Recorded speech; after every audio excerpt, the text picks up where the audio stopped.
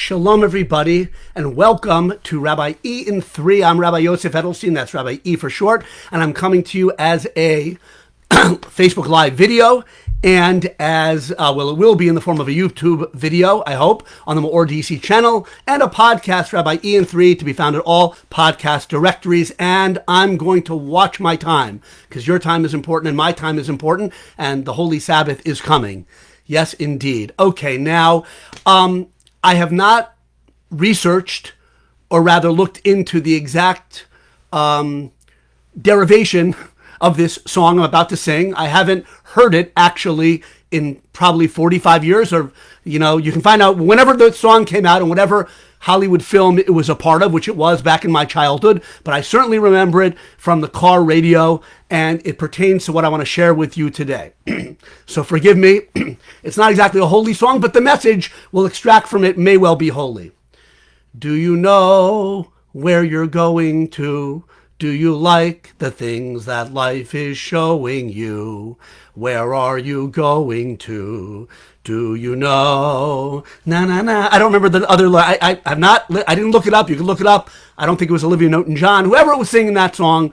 Do you know where you're going to? Do you like the things that life is showing you? Where are you going to? Do you know? It's relevant to our lives, that question, with or without the melody, okay?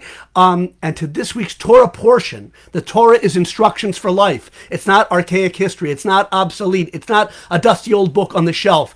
It speaks to you and me through the examples that we hope we learning from our ancestors and their mistakes, so we don't make the same mistakes. And they made some mistakes. In this week's Torah portion, Beha'aloscha, third one in the book of Numbers, Bamidbar, and throughout the book of Bamidbar, Numbers is such a boring name. It's called that because it indeed opens the fourth book of the Torah with the census of the Jewish people, counting the numbers. But Bamidbar, literally, that's the Hebrew name of the book officially, it means in the wilderness. A much more dramatic, hard-hitting, worthy of a Hollywood film, much more than the book of Numbers, right? So the whole book of Numbers is in the wilderness, and it's the journeys of the Jewish people in the wilderness, and I'm afraid a lot of it is the mistakes and setbacks of the Jewish people, the poor choices of our ancestors, the Jewish people in the Midbar, in the desert. However, that doesn't mean, by the way, that everything they did was wrong. In general, we did amazingly well, and we followed God loyally throughout the wilderness, where he led us, which we'll be talking about, where we were going to, etc. But there are mistakes, and it starts in this week's Torah portion with a crucial one. They started to complain, the Jewish people, and Hashem got very angry, and he sent a fire, and the fire ravaged part of the Jewish people. He got angry that his people complained. That's a laugh, right? We know, we pride ourselves, we joke about, we're the people of Kvetch, right? But it wasn't just a complaint like it's hot. By the way, you need a lot of background information to really take things into context when you study the things about the Jewish people in the desert. We weren't in 150-degree heat like's going on in the Southwest now. God protected us with clouds of glory. It was climate controlled. Yes, we traveled. Yes, it was not easy moving with families and here and there, but we followed when God led us by means of a cloud during the daytime and a pillar of fire at night. We followed. It wasn't easy, but it was not torture, right? So we didn't just complain by saying, I don't know, I'm kind of tired from the traveling right now. Our rabbis explained that it was more than that. It was a pointed dart of accusation, I'm paraphrasing, at Hashem, like, why are you putting us through this? We're tired we've been marching for 3 days. Why are you doing this?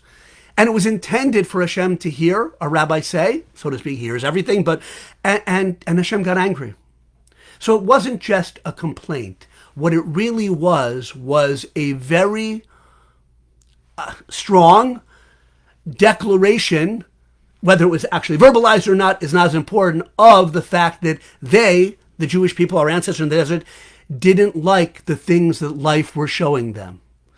Now, okay, you could say, my gosh, any kind of complaint. Okay, they're human beings. We know whenever we look at the Torah, Hashem judges every person or every generation in proportion to what's expected of them. And that generation saw miracles and heard God speak. Okay, whatever. But why did God take them on a nonstop 3-day march in the desert, the Midbar, which is the cause of this first complaint of others? Why was God doing that? Context is really important. They had just left Mount Sinai after an incredible time there, hearing the commandments and building a tabernacle, and now they were heading straight to where? Eretz Yisrael. In fact, God said the reason that they were going through this rapid pace march in the not 150-degree heat, but yes, in the desert, and schlepping and not resting as much, 3 days, in order that they should be quickly getting into the Holy Land, the land of milk and honey. In other words, this rapid journey was for their own good. And we were not just kvetching. It wasn't kvetching. It was, we don't like what this is all about. We don't like, what are you doing to us?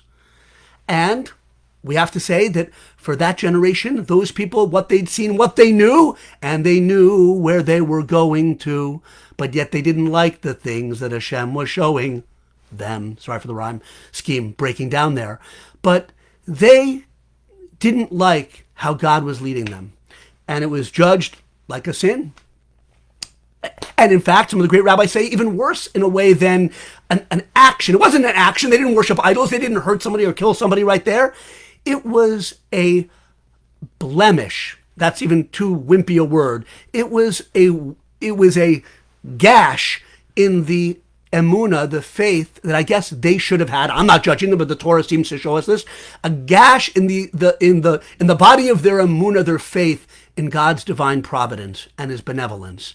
And it doesn't mean they couldn't have said, "Ugh, my feet are tired," but I guess they could have said, I'm not judging, I would have been the worst one there, I'm sure, but they could have said, wow, okay, God knows where He's taking us, and they knew where they were going. And they could say, even if they weren't explicitly told, this march is about to get, I don't know if they were told, they knew where they were going, to Eretz Yisrael, the land of Israel. I don't know if they knew the exact timetable, but that's also part of the test and challenge of the Jewish people, that God was taking care of them. He knows what He's doing. He's not doing this to dray our cup, to make our feet sore. By the way, their feet also didn't get that sore in the desert. That was another miracle of that their shoes didn't wear out on them. In any case, it's all for the best. It's all for the good. So, kvetching is not a good thing, adds negative energy to our lives and the lives of those who have to listen to it. Sorry, Mrs. E, my dear wife. Okay, but this was something deeper than kvetching. I don't like how you're dealing with my life, Hashem, on some level. I don't like how you're running my world. That's not good. And let's bring it right home, because this is not ancient history. That generation, and they did other things wrong and on their level, but we're supposed to take Torah, and I got to wind it down here, Torah to elevate us, to educate us, to illuminate us, our minds and our hearts in this world.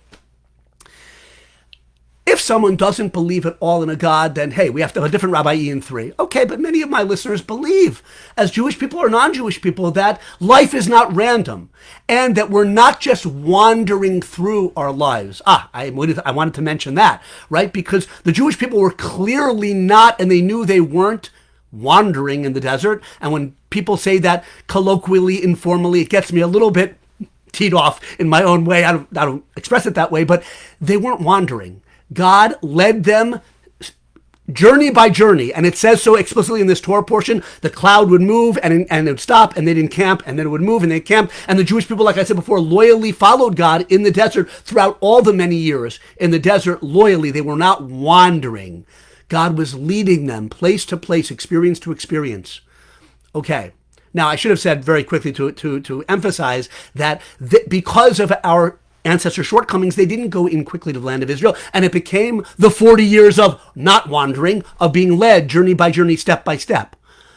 But in our own lives, do we see the things that happen to us as random? Well, if we believe in Hashem Yisborach, HaKadosh Baruch Hu, the God of Israel, no, it's not random. Do I have as clear a pillar of cloud or a pillar of fire at night leading me in my life here to there? No, we don't. That's true. We don't live with that explicit divine providence on a certain level. But we as Jewish people are nourished from the Torah, and we know that God leads us as a people with divine providence, even if in periods like now, perhaps it's not as open as the pillar of cloud and pillar of fire, but He leads us, and He leads us as individuals in our lives.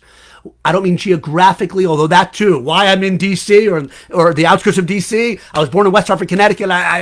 It's a whole story for another Rabbi E in 33, right?